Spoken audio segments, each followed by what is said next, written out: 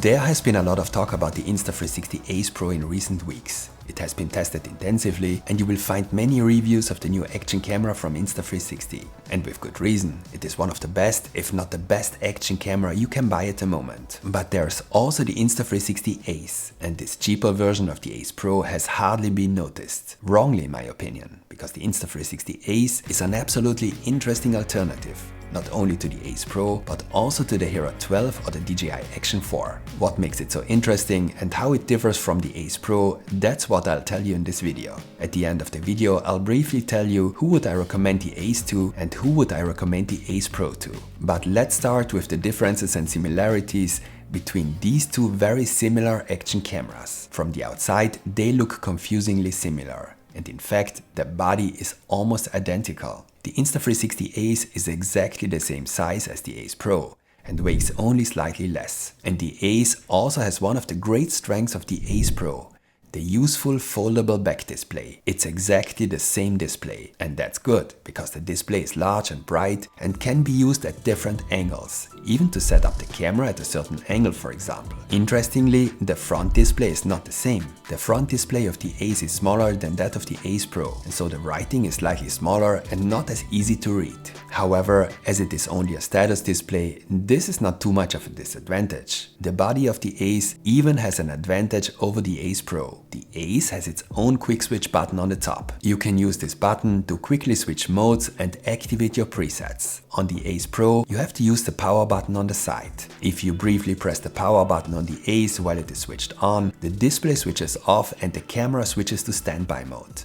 This is not possible on the Ace Pro. Both cameras have the USB cover on the left and the battery door on the right. However, they do not use the same battery. With 1700 mAh, the battery of the Ace has slightly more capacity than the battery of the Ace Pro. But, and this is much more important, only the battery of the Ace Pro supports fast charging. It can therefore be charged much faster. In 4K 60, the Ace lasts about 5 minutes longer than the Ace Pro at 1 hour and 18 minutes. Both cameras do not overheat at room temperature in 4K 60. In 4K 120, the Ace Pro wins the overheating comparison. The Ace lasts 47 minutes, the Ace Pro more than an hour. Only the Ace Pro has a lens that was developed in collaboration with Leica. The lens cover cannot be removed on either camera. This has led to a lot of criticism, but it does prevent the entry of moisture and the lens does not fog up if there are large temperature differences, for example when used in water. The following applies to both cameras. In the first year after purchase, a damaged lens will be replaced free of charge. The user only has to cover the shipping costs. Apart from that, both cameras have the same magnetic mount and differ externally only in a few minor design elements. Much more interesting are the differences on the inside, because these have an effect on the image quality. The Insta360 Ace has an image sensor that is 1/2 inch in size. The sensor of the Ace is therefore significantly smaller than the sensor of the Ace Pro, which is 1/1.3 inches in size. For comparison, the DJI Action 4 also uses a sensor that is 1/1.3 inches big. The sensor of the GoPro Hero 12, on the other hand, is about the same size as the sensor of the Ace at 1/1.9. Sensor size isn't everything when it comes to image quality, but it's definitely important. A larger sensor can simply capture more light and is therefore particularly advantageous in low light conditions. For example, when shooting in the evening or indoors. To compensate for this disadvantage, with 2.4, the Insta360 Ace has a slightly larger aperture than the Ace Pro, which has an aperture of 2.6. It is very interesting that both cameras have 48 megapixels. This means that the Ace can also take photos with 48 megapixels, even though the sensor is significantly smaller. Of course, this means that the individual pixels are much smaller than on the Ace Pro. Now you might think that the very small pixels could lead to very poor results in low light. However, both cameras have a quad Bayer sensor. When shooting in 4K, for example, 4 pixels are grouped together and act as a single larger pixel. This compensates for the disadvantages of the small pixels in low light. Although both cameras have a 48 megapixel sensor, only the Ace Pro can shoot in 8K, albeit only at 24 frames per second. And I have to admit that my M1 iMac struggles a little with the Ace Pro's 8K footage. The Insta360 Ace, on the other hand, can shoot at up to 6K, but at up to 30 frames per second. Based on what I've just told you about quad Bayer sensors, you should only use the Ace's 6K mode and the Ace Pro's 8K mode in very good lighting conditions. There is another important difference. The Insta360 Ace has a dedicated HDR recording mode. As usual with Insta360, it is called Active HDR. In HDR mode, highlights in particular are better protected from overexposure, and better shots are achieved when there are very bright and very dark areas in the same image at the same time. On the Ace Pro, the HDR mode is integrated directly into the standard video mode. This means that when shooting at up to 30 frames per second, the Ace Pro automatically shoots in HDR. However, Insta360 will probably introduce a dedicated HDR mode for the Ace Pro via a firmware update. HDR recordings are a great strength of the Ace Pro. Normally, HDR recordings come with a number of disadvantages, such as poorer stabilization, a somewhat unnatural look, or more image noise. In other words, generally poorer image quality. None of this is the case with the Ace Pro. The HDR mode on the Ace Pro looks very natural, is very rich in contrast, and has excellent image quality.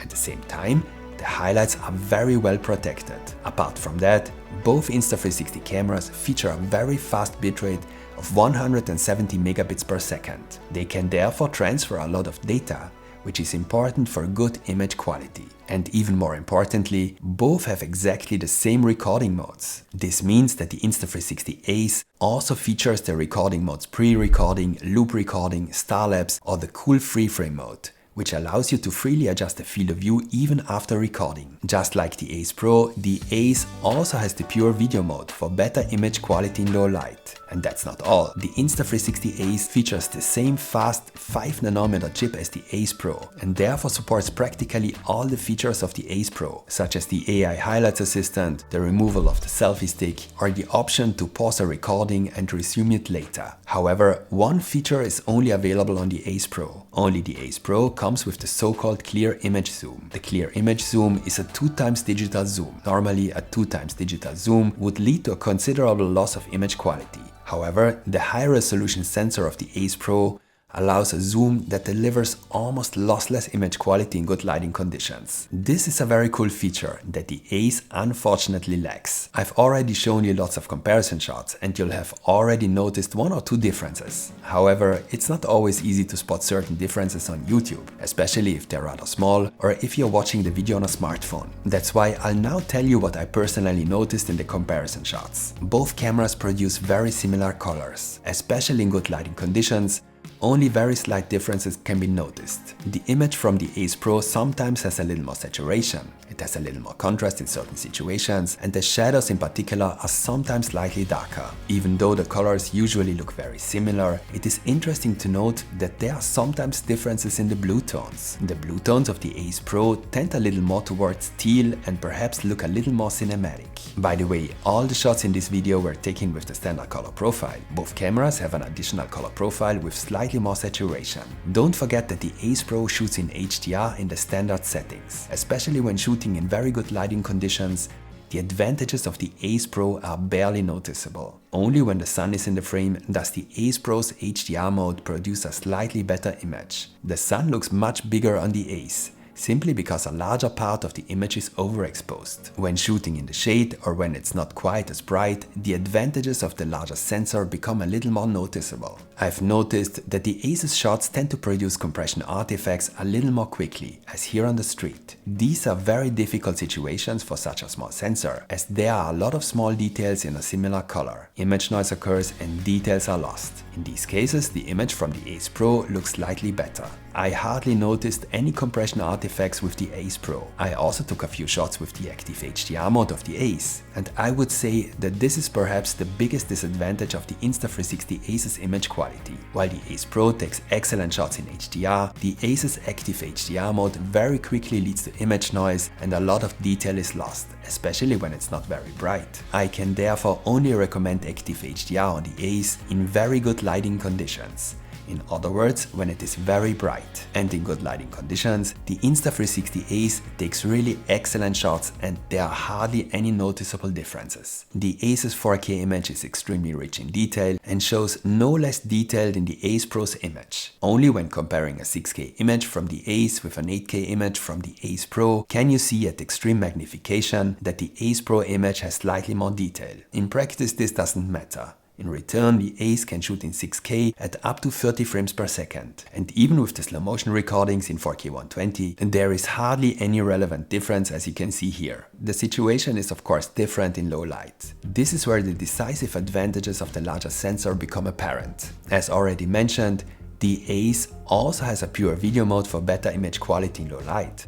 But of course, the Ace cannot keep up with the Ace Pro in low light. The Ace Pro's recordings show visibly less image noise, details are better preserved, and the colors also look better on the Ace Pro's shots. The darker it gets, the more noticeable the difference. Nevertheless, I am positively surprised by the quality of the low light shots of the Ace. Although the Ace cannot keep up with the Ace Pro, it takes visibly better shots than the GoPro Hero 12. As you can see here in comparison, the recording of the Ace is significantly better stabilized. The colors also look better in low light than those of the GoPro, and the recording of the Ace has less image noise. I hadn't expected that. In standard video mode, the stabilization of the Ace is about as good as that of the Ace Pro.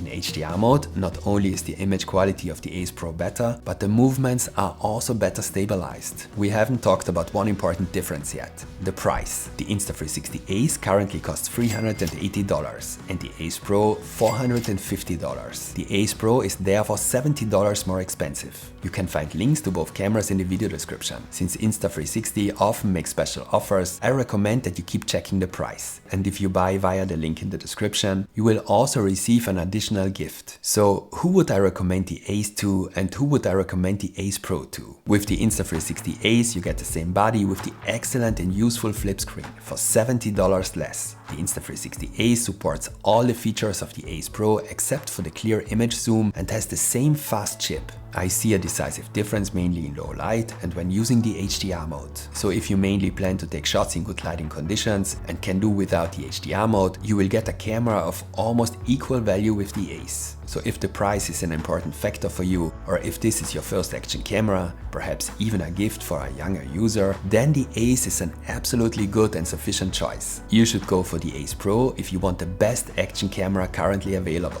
And if the slightly higher price is not so important to you. $70 is not too much. Especially the better HDR mode is a big advantage. Imagine riding your bike through a forest. The HDR mode means the sky will hardly ever burn out. The HDR mode of the Ace is not so well suited for such cases. And even though these are action cameras, there are always situations, for example when traveling, where you want to use your camera in poor lighting conditions. And here too, the Ace Pro is the better choice. So if you can afford the $70 and you value the best possible image quality, then go for the Ace Pro. I hope the video was helpful for you. You can find more details about the features of the Ace and the Ace Pro in my in-depth Ace Pro tutorial. If you want to know how the Ace Pro compares to the Hero 12 or the Action 4, check out my related videos and give me a like as feedback if you found this video interesting. There will be more videos about the Insta360 Ace and Ace Pro. So stay tuned and see you next time.